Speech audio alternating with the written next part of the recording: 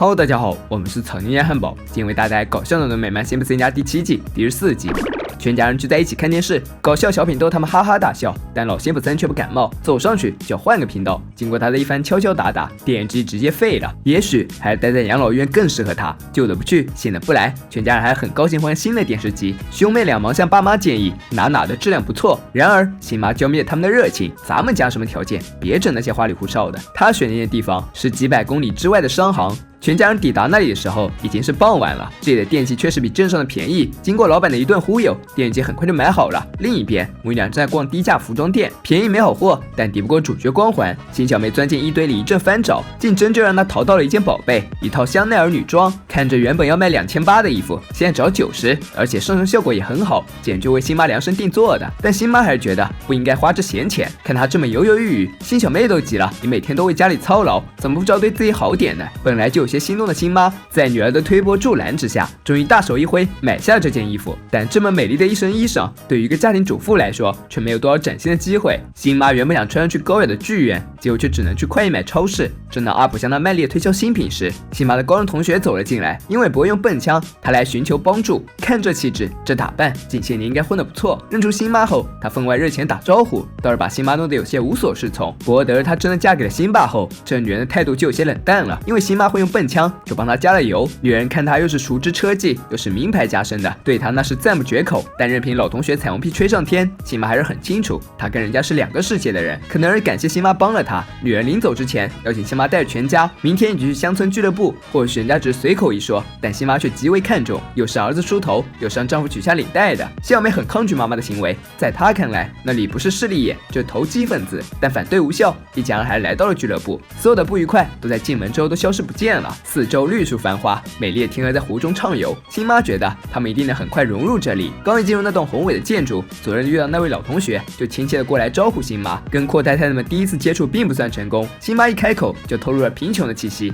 家庭中的其他成员也格外拘束，就在一旁傻站着也不动。得知可以自由活动了，辛巴也只是招了招手，让孩子们一起去车上等妈妈。有钱的世界就这么枯燥无聊，他们聊天内容就相互炫富。做饭对于辛巴来说应该是基本技能，但对于这些阔太太来说，只是一时兴起，只要高兴，厨房炸了也没有关系。即使他们是这样格格不入，但只要能坐下聊天，辛巴依旧很高兴。晚上回家的时候，他还难掩兴奋。其他几个就没有这么好的经历了，个个没精打采，就像霜打的茄子。小荣在浴室里遇到了变态，而新小妹则是觉得他们和有钱人不一样。新妈赞同女儿的观点，不过她想说的是，有钱比他们好，如果能够继续交往，他们也能变得更好。还是觉得家人们拖了自己的后腿。第二天，他们又来到了这里。吃饭的时候，有个小女孩对食物不满意，直接将整盘都倒在了地上，这引起了新小妹的不满。她觉得整个俱乐部都奢靡成风，还让他们的下一代都给宠坏了。不料谴责话还没说完，新小妹就被奔跑的骏马吸引了目光。众所周知，她对马是没有抵抗力的。于是乎，小妹就这样沦陷了。新妈暂时跟那些阔太太在一起，因为手气太好，她一个人赢了3甲。阔太太们就提议换件衣服再战，他们倒是随手就能拎出一堆名牌，但这对于新妈来说就有些尴尬了。新妈还去体验了一把有钱的生活，打高尔夫。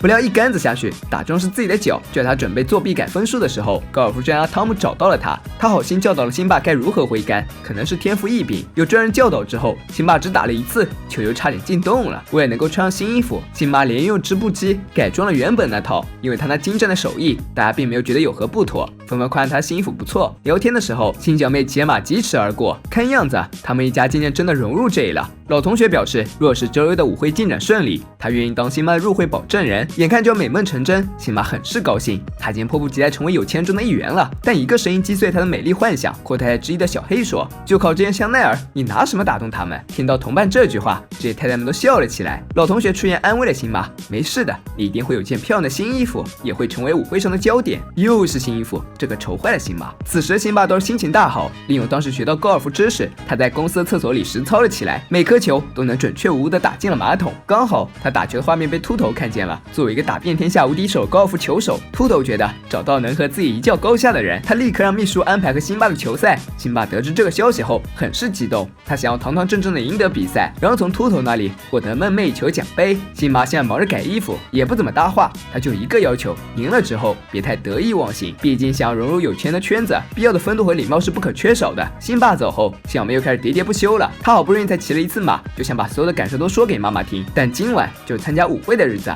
辛巴没空搭理女儿。但辛小妹实在是太高兴了，她实在控制不住自己的嘴，辛巴再怎么让她别再说了，她也不管，还在床上又蹦又跳，最终终于把辛巴惹火了。好不容易辛小妹离开了，衣服也做好了，没想到还是出幺蛾子了。辛巴不小心踩到了缝纫机的踏板，整条裙子都被毁掉了。沮丧是解决不了任何问题的，辛巴将面对难题告诉了两位姐姐，她们的确有很多套晚礼服，可是没有一套是适合辛巴的，要么就是太大，要么就是太小，总之穿这些敷衍一定会被笑掉大牙。此时辛巴已经到达了约定的地点，放花的环节结束后，比赛正式开始。首先开球是辛巴，他这一球打确实挺远，可惜进了沙坑。接着是秃头，他这一球很完美，打在草地的右边。看着一旁的辛巴还在瞎琢磨，秃头忍不住出言提醒，让他用沙地杆，可这家伙根本就不知道哪个是球杆，就随便拿了一个。渐渐的，两人之间差距越拉越大，辛巴已经落后4杆了。又轮到秃头了，看到他这个球朝树林飞去，辛巴得意的笑了，他的机会终于来了。不料秘书却说，老板神机妙算，这个球恰好落在草坪上。辛巴满脸的不相信，他怎么可能一次就打在草坪上？陷入狂怒状态，辛巴一言不合就拿着球杆乱打，原本发泄一下也就罢了，谁知球杆脱了手，还砸中了阿可，这还真是在哪都能中枪。得意洋洋的秃头开始给辛巴上眼药，怎么了？你就不能2杆之内打到草坪吗？这给辛巴气得不轻，用力一挥就打了出去。接着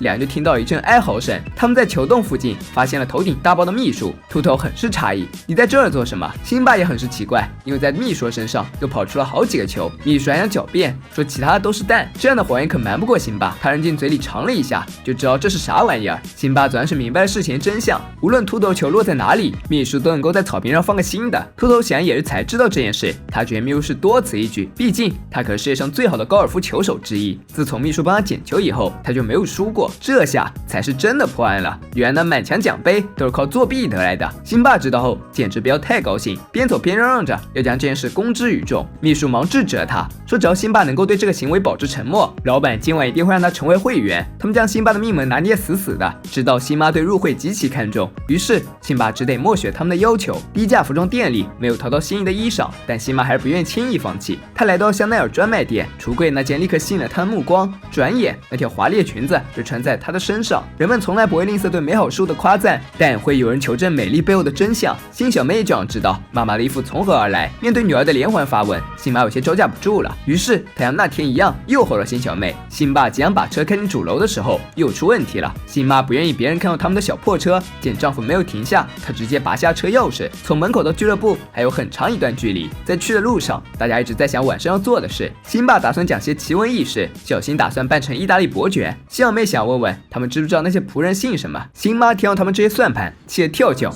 她允许家人们在今夜胡闹，让他们好好表现。辛妈这样的状态把他们吓得不轻，全都表示自己会听话，什么也不说，就连小新都吓得不敢吸奶嘴了。看妻子毅然决定朝上流社会迈进，辛巴失落地对孩子们说，你们的妈妈已经是上等人了，不像我们什么也不是。辛妈一听到这句话，瞬间从之前那种狂热状态中恢复了，他转身奔向了自己的家人，他们才应该是他最珍视的。大摇的音乐响起，舞会开始了，但辛巴已经没有当初的疯狂，他现在更想和家人们过平凡的生活。虽然那有钱人为了辛普森家的加入还是做了一些事，但现在他们已经不再需要了。趁着快餐店还没有打烊，全家人进去饱餐了一顿。他们穿得这样漂亮，服务小哥以为他们才参加了音乐会。听到辛妈说他们更愿意待在这里，服务小哥觉得这人是疯了，因为他觉得只要不是在这儿，待哪都愿意。独立宣言说人人生而平等，可有钱和普通人之间似乎天然就有2个阶层，有钱人享受着最好的一切，锦衣玉食，不用为生计忧愁，而普通人只能辛苦工作，任劳任怨，还时常担心衣食住行。所以普通人总是不择手段，也想进入上流社会，仿佛只要进去了，自然就能成为其中的一员。可其实只是舍弃了自身的一切，换了南柯一梦罢了。何况普通人所拥有的，有钱人也未必都有。那些生活中的技能和点滴，同样也是十分宝贵的财富，比起追求那些虚无缥缈的高贵，也许货真价实的平凡更值得把握。本期视频就到这里了，希望小伙伴别忘点赞、评论、关注，咱们下期见，拜拜。